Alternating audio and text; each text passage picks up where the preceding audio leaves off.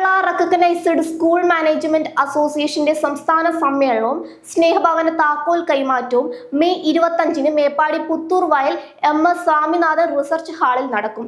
പരിപാടി കൃഷിവകുപ്പ് മന്ത്രി ടി സിദ്ദിഖ് ഉദ്ഘാടനം ചെയ്യും. നല്ലൊരു കാര്യത്തിലേക്കാണ് ഞങ്ങൾ മറ്റന്നാളേക്ക് കിടക്കുന്നത്. കഴിഞ്ഞ മലയിലുണ്ടായ അപകടത്തിൽ പറ്റിയ ഒരു വ്യക്തിക്ക്, അതും സർക്കാർ നിയമിച്ച ഡാറ്റാ ബാങ്കിലുള്ള ആൾക്കാണ് ഈ പറയുന്ന ഭവനം നൽകുന്നത്. അതിൻ്റെ ഉദ്ഘാടനം, അതിൻ്റെ ഡീറ്റെയിലുകൾ നമ്മൾ ജില്ലാ സെക്രട്ടറി പറഞ്ഞേക്കും. KRSനെ സംബന്ധിച്ച് പറയുമെങ്കിൽ അത് ഏകദേശം 30 കൊല്ലമായിട്ടുള്ള ഒരു സംഘടനയാണ്. കേരളത്തിലുള്ള അംഗീകാരമുള്ള സ്കൂളിൻ്റെ ഏക സംഘടനയാണ്.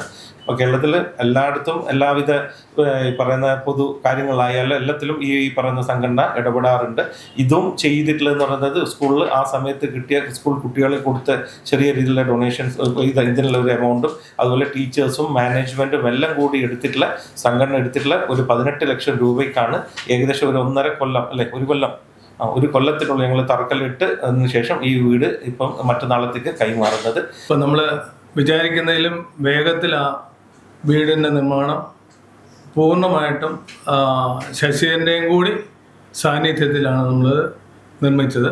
മറ്റന്നാൾ ഈ പറഞ്ഞ പോലെ മന്ത്രി സിദ്ദിഖാണത് താക്കോൽ ദാനം നിർവഹിക്കുന്നത്. കോഴിക്കോട് പ്രസ് ക്ലബിൽ നടന്ന വാർത്താ സമ്മേളനത്തിൽ KRSMA സംസ്ഥാന സെക്രട്ടറി രഞ്ജീവ് കുറുപ്പ്, ജില്ലാ president doctor S Vikraman, secretary TP Muneer, vice president Muhammad Basheer, treasurer Harshad M Shah തുടങ്ങിയവർ പങ്കെടുത്തു.